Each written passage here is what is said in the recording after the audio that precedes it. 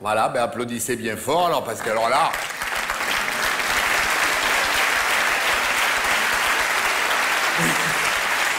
Merci, alors...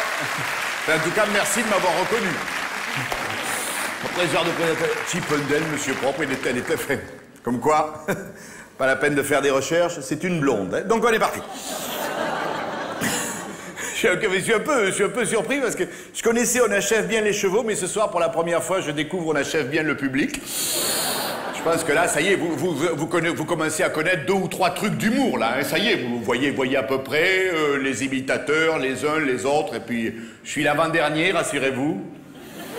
Alors évidemment, vous vous dites, tiens, comment on va faire? Ça va être quoi comme humour? Vous avez vu que chaque humoriste, on a chacun notre... On se sert chacun d'un certain thème d'humour pour essayer de faire rire le public.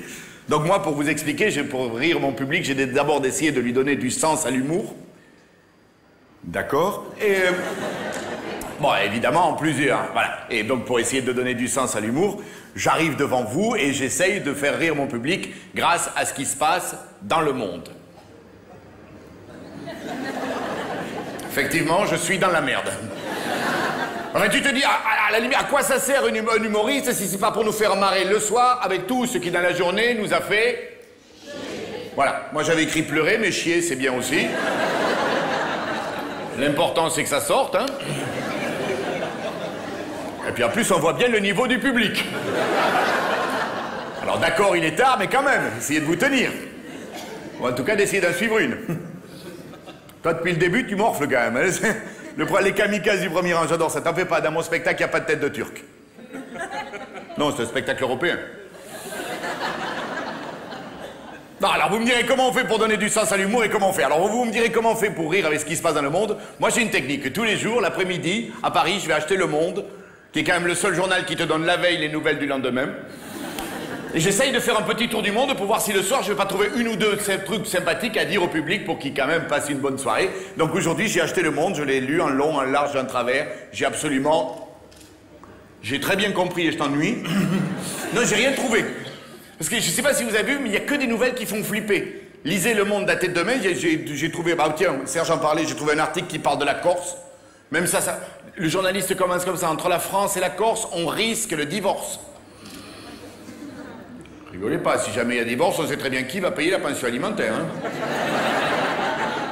Si jamais il y a des Corses dans la salle, c'est de l'humour. Hein. Non, second degré, faites pas tout péter, on rigole. Hein. Je suis con, si les Corses avaient de l'humour, on le saurait. Hein. Bon, après, j'ai continué, j'ai cherché, je me suis dit, je veux à tout prix trouver une bonne nouvelle. Dans les nouvelles internationales, j'en avais trouvé une que je trouvais plutôt sympathique. Il paraît que les Américains confirment avoir découvert de l'eau sur Mars. Toujours pas de Ben Laden sur Terre. Hein. Ségolène s'excuse. Dans les nouvelles... Ah oui, non. Les nouvelles économiques, évidemment, tu ne trouves que des trucs qui te font flipper. J'avais trouvé un joli titre, même ça m'a foutu la truc. Vous lirez page 6, nouvelles économiques. Eurotunnel va changer de direction. Soit t'arrives en Belgique, soit t'apprends à nager. Mais bon, allez, je me suis dit, il faut quand même que je trouve une bonne nouvelle. En plus, c'est à Toulouse, j'étais content de venir à Toulouse. Et j'en ai trouvé une fois n'est pas coutume.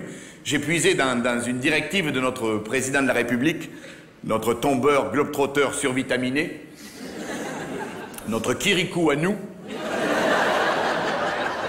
Il est petit, il court partout, il se mêle de tout, c'est Kirikou.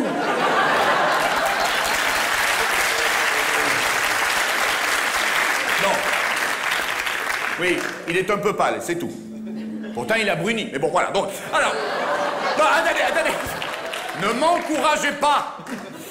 Donc, très très bonne nouvelle donnée par notre président de la République est une des dernières directives qu'il a données à Madame Rachida Dati, la garde des Sceaux. Hermès, mais Sceaux quand même. Vous savez que Madame Dati va quitter le ministère, il paraît qu'elle va enfin rendre la justice.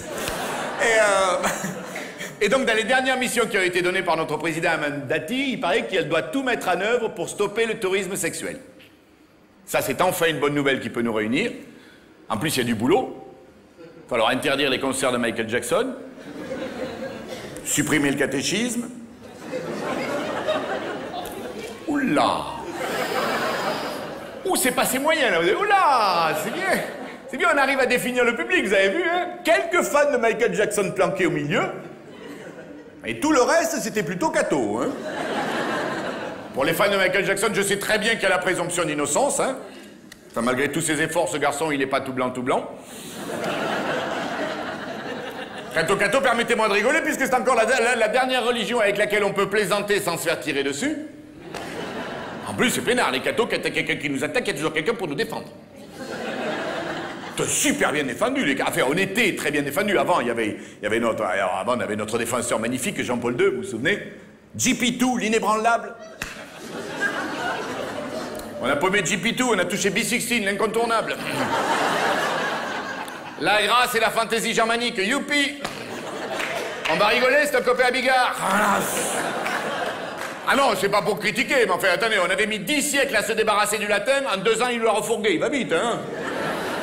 Après, évidemment, on critique, vous avez vu les discours. Attends, les discours africains, ça a étonné tout le monde. Je sais pas si vous vous souvenez, la première fois que B16 est parti en voyage, c'était au Brésil. Et je vous promets que c'est vrai. B16, premier voyage, premier discours, il faut laisser le préservatif à l'index. Et c'est là où tu comprends pourquoi les curés ont une descendance. Pas pour critiquer, mais enfin, attends. Il avait fait... Non, attends. Il ne m'encourageait pas. Il avait fait très fort tout à fait au début. Vous vous souvenez peut-être pas, quand il avait pris la papauté, au départ, il avait râlé après les Raéliens. Oui, c'est pas facile à dire, là, tu te rigoles, râler après les Raéliens. Vous vous souvenez, Raël, tu te souviens, le clonage humain, le taré B16, sur le clonage, il a gueulé, il avait raison. Hein. Attends, il a dit, l'histoire de l'enfant né sans l'aide d'un père, chez nous, il y a plus de 2000 ans qu'on a déposé le brevet. Hein. Tu vois, quand tu veux essayer de faire rire à ce qui se passe dans le monde, le clonage, tu vois, c'est un truc qui fout un peu la trouille. Enfin, c'est pas vraiment le clonage qui fout la trouille, c'est qui tombe sur le secret du clonage. Ah non, t'imagines n'importe quel, Jean-Marie Le Pen tombe sur le secret du clonage. Rigole pas, il clone sa fille, il double les effectifs de son parti, ça fout la trouille, hein. Ouais, Marie-Georges aussi, mais elle a pas d'enfant, c'est déjà ça, voilà. Non, et puis au fond, ce qui fout vraiment la trouille, c'est la rapidité avec laquelle va la science, quoi. Les savants, mais ils vont il y a quoi, il y a 10 ans, à peine 11 ans. Vous vous souvenez, ils nous clonaient une brebis, la première, Dolly. Elle est devenue obèse. On l'a même pas bouffée, même pas un couscous, rien. Ils l'ont laissé crever, une clonerie. Après, ils ont fait des expériences, les savants, ils font des trucs incroyables. Il y a 5 ans ou 6 ans, ouais, 6 ans, ils ont réussi l'accouplement entre un vieux requin et une dinde. Ah si, Céline Dion, il y a 6 ans qu'elle a accouché.